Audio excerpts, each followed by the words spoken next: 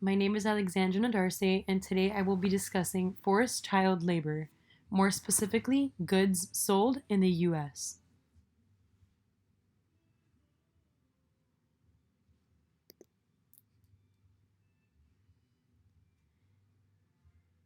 Now we will be discussing what is forced child labor. For starters, it is when a child is forced into working tirelessly longer hours than normal and may encounter abusive characteristics. This can include unhealthy working conditions, no days off, as well as being exposed to injury. Some of the most commonly used products that Americans use day to day come from forced child labor from over 76 other countries, such as China, Colombia, and Malaysia.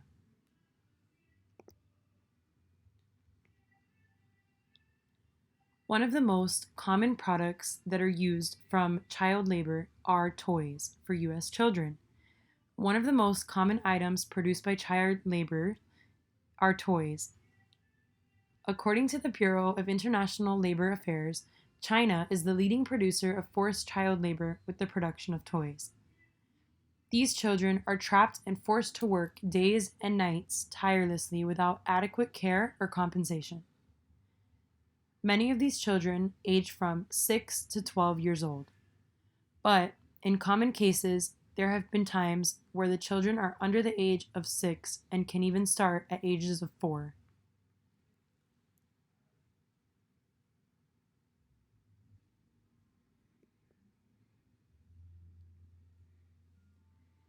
Many of the most famous companies that produce toys have experienced backlash and accusations of violating many workers' rights.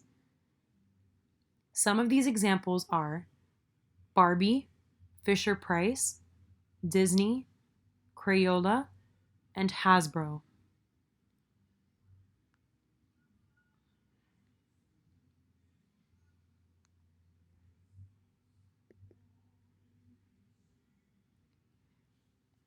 When trying to understand exactly what forced child labor is, it is important to consider some examples.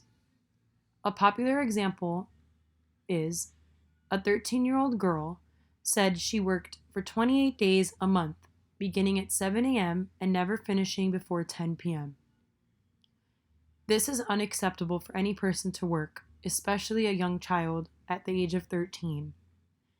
She says that she was beaten if she did not behave and said that if she didn't follow directions properly, she would face very brutal circumstances.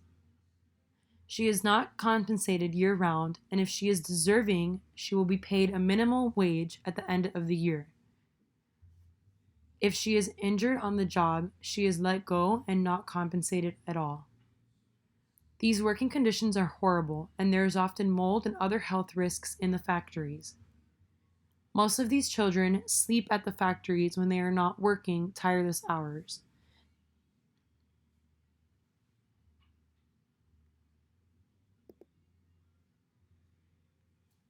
It is also important to consider how the US is contributing to this huge epidemic. As Americans, we spend billions of dollars on toys without considering where they might have been made. With the holiday season approaching, researching the toys that have had backlash and been proven to violate workers' rights laws is imperative in preventing more production from forced child labor. Some other products that are produced from child labor is chocolate, sugarcane, coffee, coal, Christmas decorations, footwear, and clothes. Surprisingly, years ago, Nike was facing backlash from their footwear being accused of being made by child labor workers.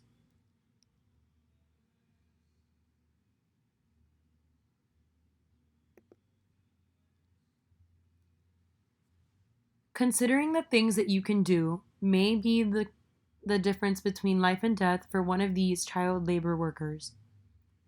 It is important to ask questions. Could some of the goods I buy be made by child labor or forced labor? Do workers have a voice to speak out against labor abusers? What are the companies doing to end child labor and forced labor in global supply chains, such as the previously discussed Barbie, Disney, and Hasbro?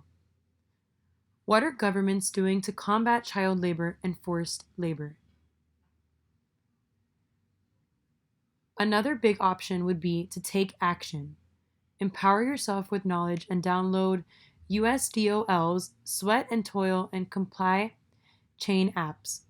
This will give you good insight on what exactly to do if you are suspecting of any child labor happening.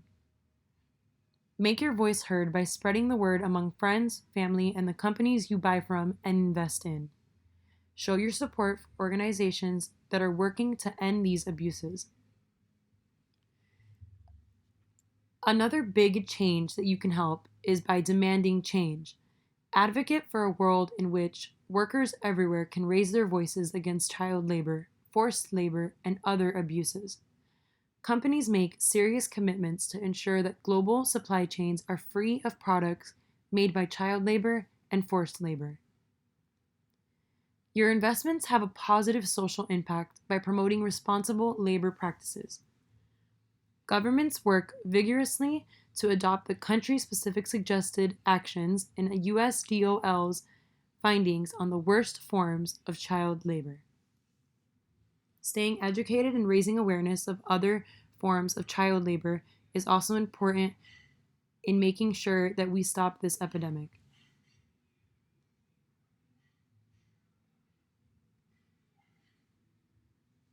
Here are a list of very helpful references and links on where you can learn more about how to prevent abusive child forced labor.